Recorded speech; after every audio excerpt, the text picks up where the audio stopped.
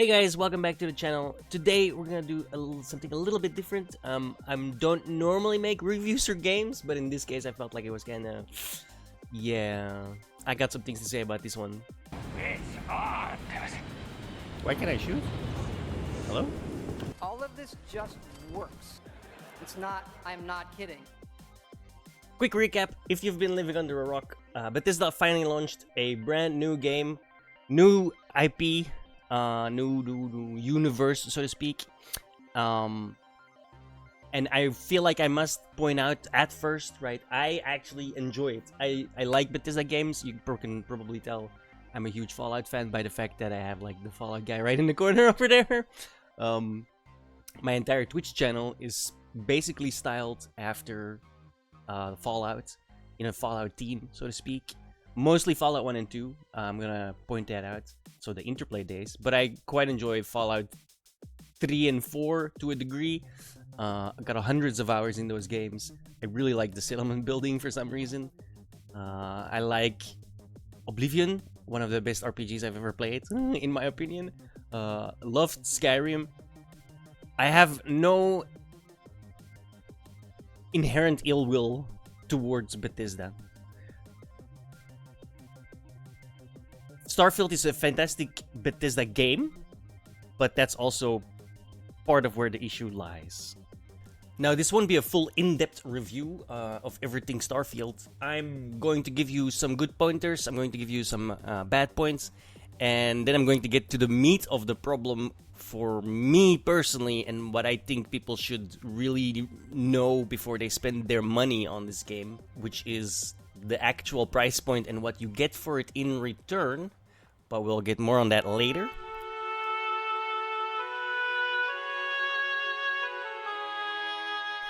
It is a Bethesda game through and through.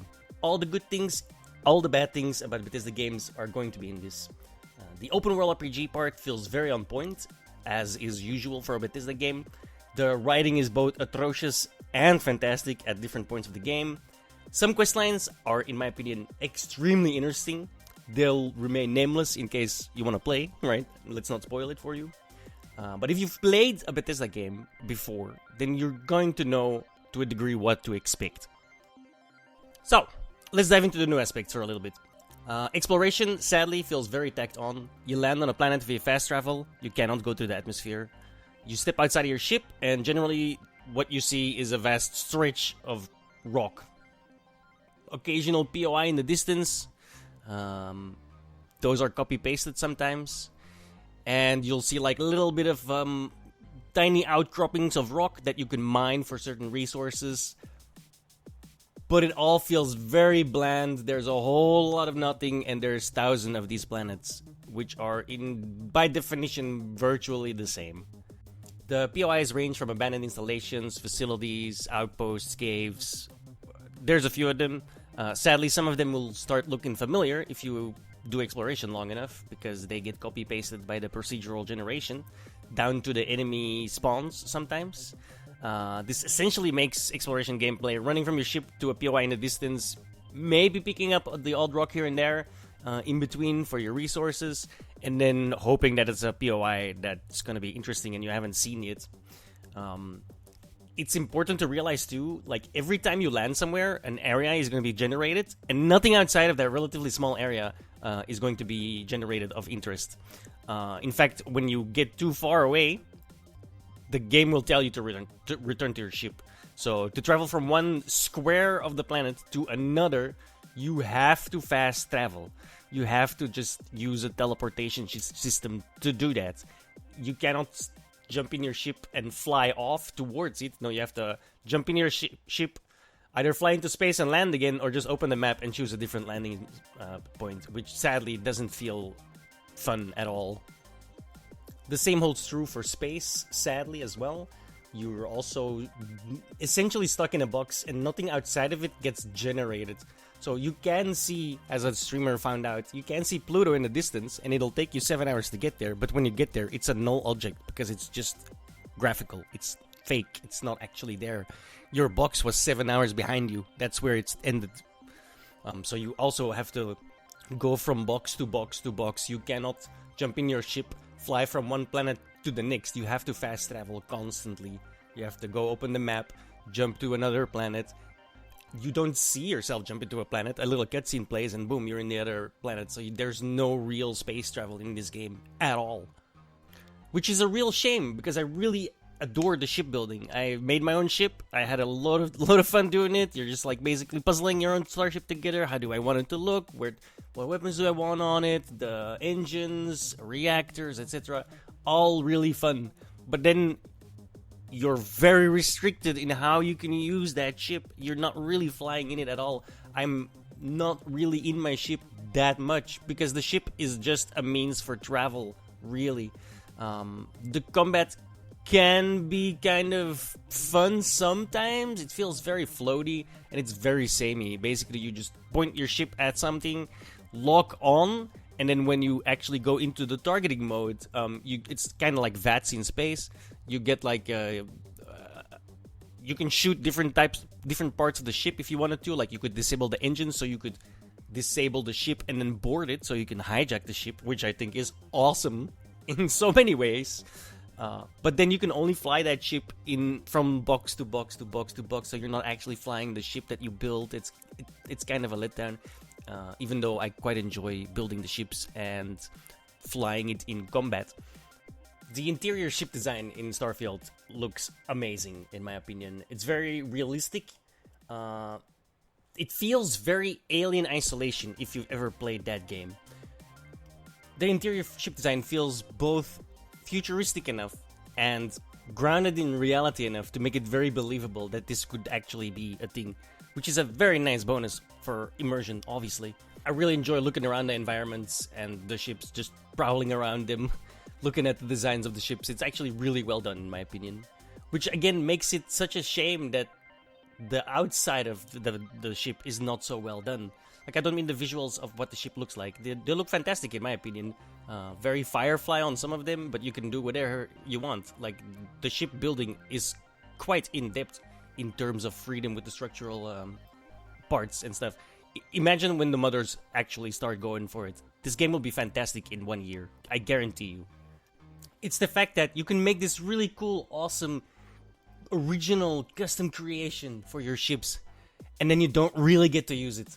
Like, why would I go into my ship, watch a cutscene, get into the pilot seat, watch a cutscene, take off, watch a cutscene, open the map in space, jump to another planet, watch a cutscene, land on that planet, watch a cutscene, get out of my pilot seat watching a cutscene, run back out to the planet when I can just fast travel from one planet to another planet having only one load.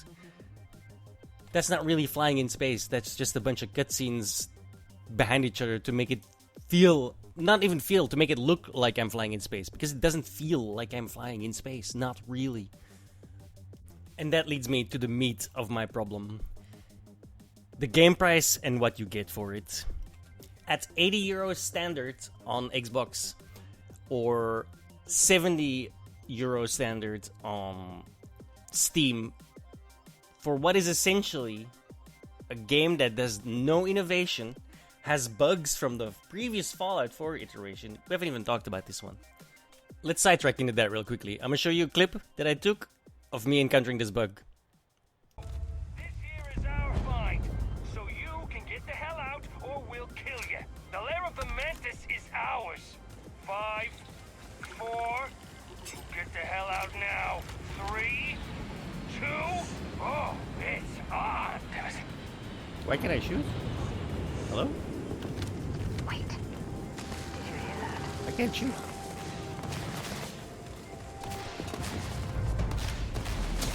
What the fuck? Oh, I'm hit. Yeah, I'd love to shoot back. Ah, scratch.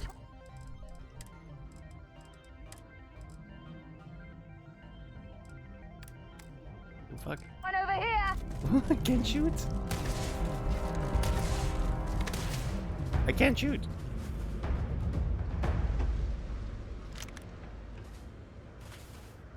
This, as it so happens, is an 8-year-old bug that was present in Fallout 4 and is present in Starfield. The only way that you can fix that bug is by going into New Atlantis again, go to Enhance to open up the character actor menu, and then just close that menu, and your character will work again.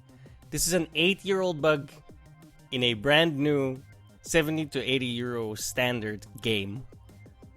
Now, I have Game Pass, so I just upgraded. For me, it was 30 euros. And for 30 euros, this is a fantastic game. 7 out of 10, easily.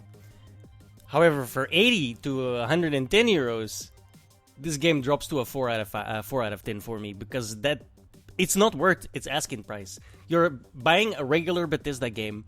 I do not agree with the pricing on this game, because it feels like they know they can get away with this. They know that they have a hardcore modding community that can and will fix their game and make it so much better than it was at release. Like, if you compare the game now to next year with mods, I guarantee you it will be a giant difference. Bethesda always is in the business of making frameworks that other people then make into insanely cool games. And I have absolutely no doubt that it's going to happen in this case as well. However, to ask 80 euros or 110 for the premium for essentially what amounts to other people's work in fixing your game, I think is kind of outrageous, and I don't agree with it at all. However, the fact that there is a Game Pass out there which has this game on it, theoretically for free, for me it's for free, I don't actually count the Game Pass cost because I already have it. And I already had it since the Outer World, and I will continue having it. So for me, that price falls away because it's already a price that I'm willing to pay for other stuff. So essentially, what you can do if you don't really like the Game Pass thing is you just buy it for a month or two. There's promos where you can do that for like $1 or $2 or euro or €2. And you can just play Starfield for 2 months and get your fix in that way. And just wait for a proper sale where when the game hits 40 euros, I'll pick it up on Steam as well myself again, because I really do think it's worth 40 euros. By that time, I'll have paid 80 euros theoretically, so I could have done that in the first place, you might think. But I'm also waiting for more mods to come out, and you know it's gonna take a year before it's ever gonna reach that price anyway. So I do think there's a good game to be had here. It's just going to take a while. It's definitely not the masterpiece that it's being touted as. It's just a Bethesda game, and I feel like it's worth 40 to 50 euros at its peak. But hey, if you guys want to pay 80 euros for it, you do you. I am not your mom. I am not telling you how to spend your money. I can only be here, tell you what I felt about it, what I think the problems with it are, and why I think you should probably get it on Game Pass to save yourself some money in the long run. Thanks for watching, guys. I hope you had an interesting watch, and I'll see you again real soon. Bye-bye.